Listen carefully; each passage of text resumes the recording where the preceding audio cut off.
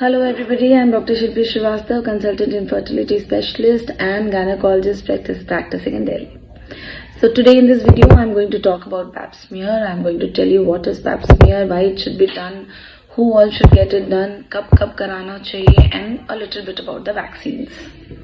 So what is pap smear? If we talk what is pap smear, so it is a screening test which is done by picking up the cells जो आपके बच्चेदानी का जो मुंह होता है जिसको हम सर्विक्स कहते हैं, वहां से कंटिन्यूसली वहां पे न्यू सेल्स बन रहे हैं और पुराने सेल्स शेड हो रहे हैं.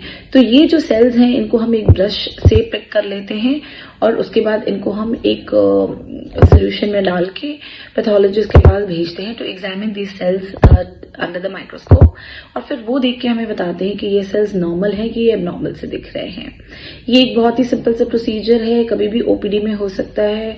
आपके साइकिल्स खत्म होने के बाद से लेकर अगला साइकिल आने के पहले कभी भी आप करा सकते हो इस टेस्ट को. कोई एडमिशन या प्री प्लानिंग की जरूरत नहीं होती है. मिनिमल सा डिस्कम्फर्ट है डेफिनेटली, क्योंकि हम एक स्पेकुलम यूज करते हैं इस टेस्ट को करने के लिए, बट देयर इज नो से बहुत पेनफुल है ये टेस्ट और बहुत आपको डरने की जरूरत है ये कराने के पहले, बिल्कुल भी नहीं. All you need to tell your mind is there will be a little bit of discomfort and it will be done in matter of seconds and you need to get it done because it is very very very important for your health. अगर हम बात करें इस बारे में कि ये pap smear क्यों कराना चाहिए, why is it so important, तो as we all know cervical cancer is one of the leading causes of death in females in a country like India. One of the most common cancer in females जो हमारे country में होता है. तो और ये pap smear is a screening test जो हमें इस कैंसर को 10 years इन एडवांस डायग्नोज करने की फैसिलिटी देता है. इससे इस स्टेटमेंट से मेरा क्या मतलब है कि मैं ये कहना चाह रही हूँ आप लोगों को कि आप अगर रेगुलरली पैप स्मीयर करा रहे हो तो एवरी 3 years अगर आप पैप स्मीयर स्क्रीनिंग करा रहे हो तो यू कैन बी श्योर कि अनदर 3 years अगर आपका पैप स्मीयर आज नॉर्मल आता है तो ये आपको इस चीज की सेटिस्फैक्शन देता है कि for coming 3 years I will not be developing any cervical cancer. जो सेल्स हैं, जो इनके चेंजेस हैं, इसको ये pap smear 10 years in advance pick कर लेता है. और अगर थोड़ा सा भी चेंजेस दिखता है तो वी नो कि you are either high risk और there is pre invasive cancer in cervix and then we can treat it as Now, if we talk about who should get it done and how should you get it and how frequently you should get it done, तो ये बहुत बड़ी एक धारणा है कि only after 40 years you need to get a pap smear screening. Like when females हमारे OPD में जब females come for some problems, we have to actually educate them कि क्या आपने अपना pap smear screening कराया है.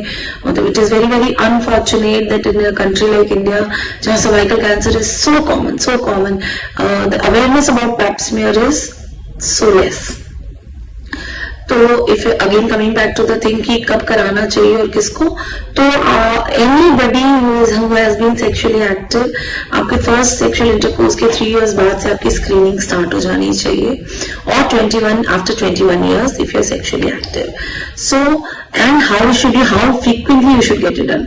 तो अगर आप सिर्फ पैप स्मीयर करा रहे हो तो एवरी 3 years, और अगर आप पैप स्मीयर के साथ HPV DNA टेस्टिंग भी करा रहे हो जो कि रिकमेंडेड है, क्योंकि HPV DNA वो वायरस है जो सर्वाइकल कैंसर कॉज करता है, तो आपको ये हर 5 साल पे कराना चाहिए till the age of 65. The WHO recommendation is till the age of 65 the screening must go on and only after that you can stop screening yourself. So again cervical cancer is only one of the few cancers जिसके लिए vaccine available है हमारे पास. 2 तरह के vaccine है market में available, Gardasil and Cervarix.